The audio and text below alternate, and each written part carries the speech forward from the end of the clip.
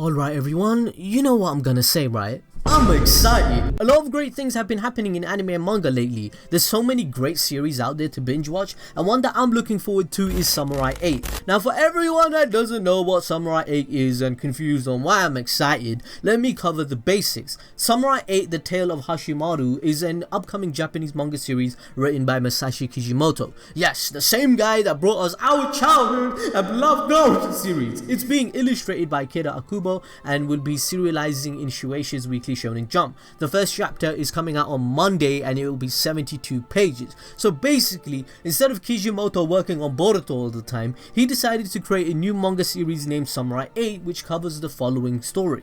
The galaxy is headed towards the end of its existence. It can't withstand any longer than for another century. A samurai was given this mission to try and save all the scattered planets and their respective inhabitants by finding Pandora's box. The god of warriors, Fudo, sealed a secret that will save the entire world inside of Pandora's box. In order to open it, someone will need to find the 7 keys first. Hashimaru, a feeble boy who's required medical assistance since birth, might just be one of them. Now, just judging the manga from its plot, I can pretty much tell a lot of myths and history has inspired Kishimoto with this idea. We all know that Naruto was an anime that had many philosophical messages regarding destiny, stopping prejudice and racism, as well as hard work does pay off. Naruto was inspired from Buddhist, Hindu and Japanese myths that formulated the ideas for designs and the story aspects. From the looks of it, Samurai 8 will be a manga that follows the Samurai Code. The name Samurai 8 may derive from the Bushido Code, which is the 8 virtues of the samurai. These 8 virtues are justice, courage, mercy, politeness, honesty, honor,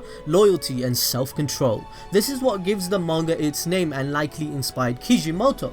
I'm guessing that our main protagonist will be a person that will gain the code on his journey to open Pandora's box. This is because these characteristics is what makes a worthy person to able to save the world from destruction. Pandora's box is a myth in which Prometheus stole fire from heaven. Zeus, the king of the gods, took vengeance by presenting Pandora to Prometheus' brother. Pandora opened a jar left in his care containing sickness, death and many unspecified evils, which were then released to the world. So that's what inspires the Samurai 8 story, where there is destruction in the world and in 100 years all the planets will be destroyed. So this child that will have the Samurai 8 code will save the world. That's my interpretation, and I'm guessing with these inspirations Kishimoto will likely create a story that is again philosophical and explain the nature of things whilst being a shonen battle manga. So what I'm trying to say, and in the end, if you liked Naruto, which basically had a very similar story that explores these aspects, be sure to read the manga with us because we are going to cover it on a weekly basis. Kishimoto has stated that he wants the manga to be only 10 volumes, which isn't really that long at all considering a weekly shonen series. Naruto was originally going to be 15 volumes, but look what happened. Go read it, watch our videos. I'm excited. Okay, I'm gonna calm down. Let's jump into the interviews Kishimoto has done regarding Samurai 8. So please bear in mind I am using Google Translate, so not everything would be perfect, but you can get a gist of everything that is being said and then we can have our own interpretation. So basically Kishimoto was asked, what was your feeling when you drew the final round of Naruto? And then Kishimoto says, I could have finally breathed. I feel like I've been diving underwater for a long time. It was released so I could absorb air under the sky. I just took a walk outside for about 2 years. So what he's saying here, right, is that he felt so overwhelmed with Naruto. He was doing it for 15 years straight, right? Kishimoto was getting exhausted. He was getting tired. So in the 2 years break that he has had since Naruto has ended, he started taking walks outside. He's probably hanging out with his kids, probably hanging out with his wife for the first time. He said he didn't even go on honeymoon after he got married because he was too busy doing Naruto all the time. So he probably went on honeymoon, probably went on holiday with his wife, having good times. Like in the other interview, Kishimoto was asked the same question and he responded by saying, it was finally released. I felt tired and I was exhausted from drawing the manga. And he's laughing saying that. I used to watch growth of my child, but after about 2 years I wanted to draw manga again. Naruto has a feeling of having done it in my mind, but in my mind there is a catch that it's not a perfect work. So what Kishimoto is saying here is that yeah, he spent his time with his kids in his hiatus while taking this break now that he's doing Samurai 8, but but basically when Naruto ended, he does self-reflect. Look, Kishimoto's admitting it himself. He's saying that Naruto is not a perfect work, because he's seen how it ended. Now, I agree with this, and this is why I like Kishimoto, because he's very honest with his feelings and he's very honest with us. So then we can critique him fairly, right? So this is how I feel about the Naruto ending as well, and maybe a lot of us in the fan base feel this way. Let me know in the comment section below, because basically the way Naruto ended, in 40 chapters, it does feel very rushed. Like in the last 40 chapters alone, just 40 chapters, we received 3 major fights. We had Naruto and Sasuke vs Madara, we had Naruto and Sasuke vs Kaguya, and then we had Naruto vs Sasuke, and then the ending on top of that in 40 chapters. So it's very telling, and watch my other videos where I discuss the plot holes of the Rinne Rebirth and the contradictions that Kishimoto made, because he was so tired, and he's admitting it here that he wanted a break. This is why in the final arc of Naruto, is kind of lackluster to some fans. So basically, this is one of the reasons why Kishimoto ended Naruto so abruptly, because he was so exhausted. He wanted to spend time with his wife, he wanted to see his kids grow up, and then he was asked in this interview, what kind of existence does Uzumaki Naruto have for Kishimoto-san?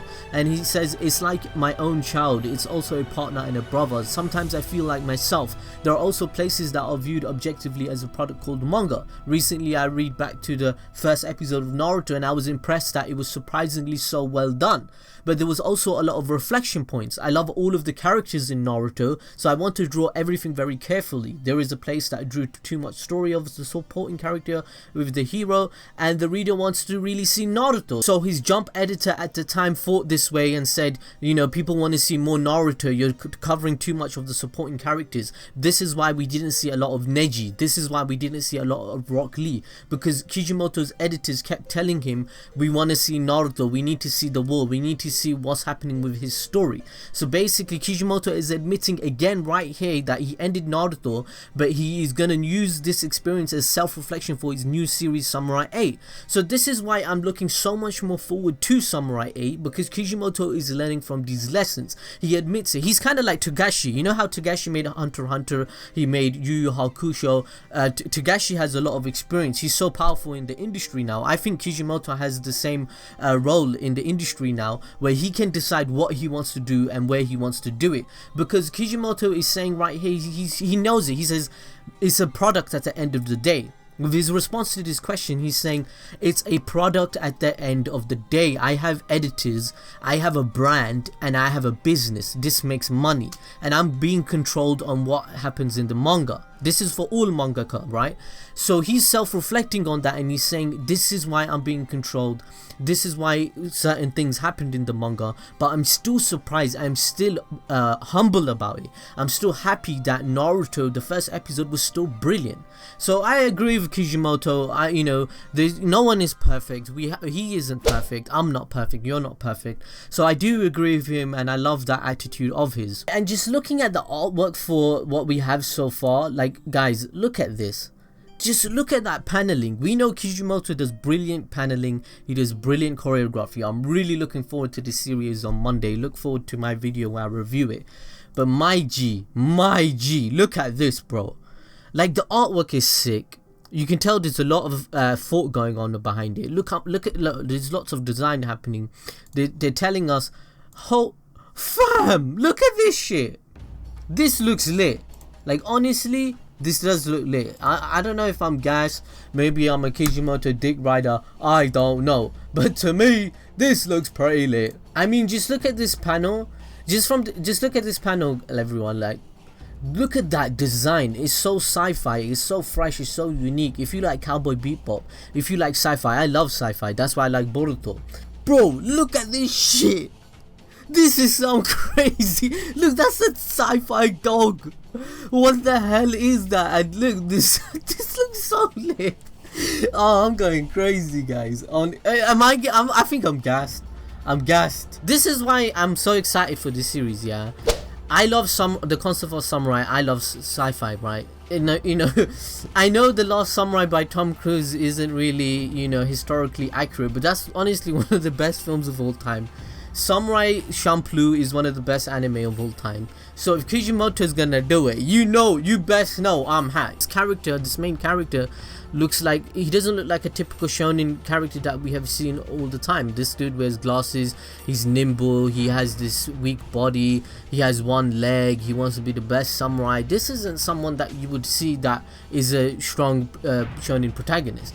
Oh wait, Kishimoto said it himself in the interview. He said, unlike Naruto, Hashimaru is weak. This is because Kishimoto himself was weak and thin when he was a child. I can relate with this. I was weak and thin as a child.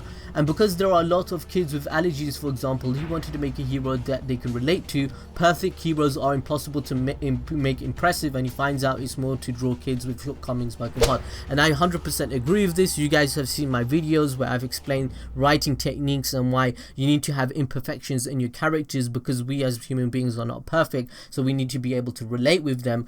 And seeing as though Kishimoto saying he was weak and thin and I was too, it looks like I'm looking into a right. Naruto and Samurai 8 both feature strong paternal themes because Kishimoto wants to depict his own idealized parent-child relationship. He was 24 when Naruto started, but now he's 44 and a father, so he understands the perspectives of both children and parents. He draws Hashimaru whilst channeling the memories of his own childhood. Wow, that's very touching. I like that. It's going to be a very emotional then, because it's going to talk about his own journey. So this is kind of like a biography of Kishimoto himself, but in a fantasy genre, like sci-fi shit. So Kishimoto says here, when working on stories, he breaks the elements into A story and B story. The A story is the interesting stuff that sells the story, like ninjutsu in Naruto, while the B story is the stuff that he really wants to convey, like their theme. For example, how does Ishinobi live in Naruto? Even though it might be controversial, he thinks the A story is more important. He thinks if you focus on the B story too much, it won't work for a shonen series. I do partly agree with that, but a lot of us did want more Neji, did want more Rock Lee, but then we would complain. I get what Kishimoto is trying to say here. He's trying to say is that if he focused too much on Naruto, everyone would complain that we didn't get enough Rock Lee and Neji. Then if we focus on too much on Rock Lee and Neji and Tenten, then we wouldn't have a lot of Naruto, and he wouldn't be able to answer the questions fast enough, and we will lose interest because the series is called Naruto. So what Kishimoto is trying to say here is that you can't please everyone. You can't please all your fans because it's very difficult to juggle. So if it's a shonen series, he's saying just focus on your main character, because your main character is what the anime is all about, and you need to get to the end, and then you won't tire yourself out, you won't get demotivated like he did in the finale. And he says he learned from these mistakes. Anyway guys, that's everything summed up of everything that I really wanted to talk about in these two interviews. Let me know if you guys are excited. Let me know if you're gonna join me on Monday or Tuesday when I pop my review video out, and I'll see you guys next time. Follow me on Twitter or Instagram. Ciao.